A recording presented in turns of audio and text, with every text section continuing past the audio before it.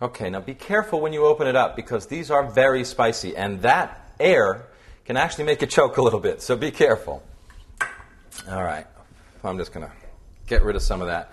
Now what I've got is some softened butter, and I'm going to take probably about a tablespoon of the chipotle puree, and we're just going to put that in. And, I don't know, I'm feeling a little spicy, so let's put a little bit more in.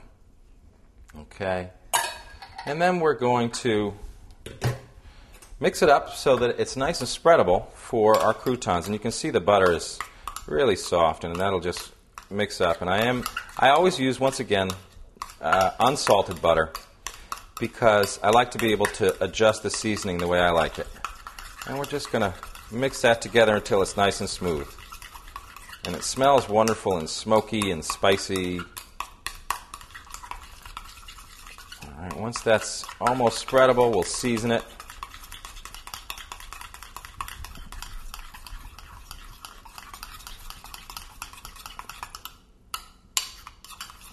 Okay. Grab a little salt. Just season it a little bit. That's probably about a quarter teaspoon right there. Not a lot. And that was about a third of a stick of butter. And a tablespoon and a half of the chipotle. Okay, now at this point, I'm just going to add some. I don't need to leave that on there, but I do like to make sure that it's completely covered. So I'll take off some of the excess butter so there's not too much on it. But I want to make sure that it's spread all the way evenly across, and that'll give it a nice, beautiful, crispy, spicy butter feel. Now, you could do this, I suppose, with olive oil, although I've never tried it.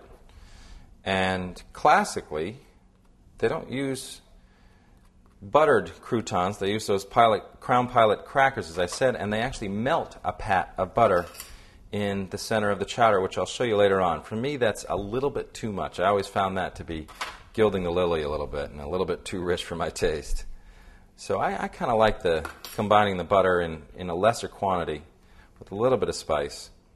And there we go. So now we're going to go into a 350-degree oven until they are crispy. And I've got to say it's probably about 15 minutes, but some of it depends on how fresh your bread is. I tend for my croutons not to use fresh bread because I like my fresh bread plain when it starts. So this is kind of the day-old bread thing. It's another good use for day-old bread. So if your bread is quite fresh, then it's going to have more moisture, and it's going to take a little bit longer in the oven. But what you really want is for them to be nice and crisp like a cracker. Okay? So into the oven we go. And we're just going to let them go.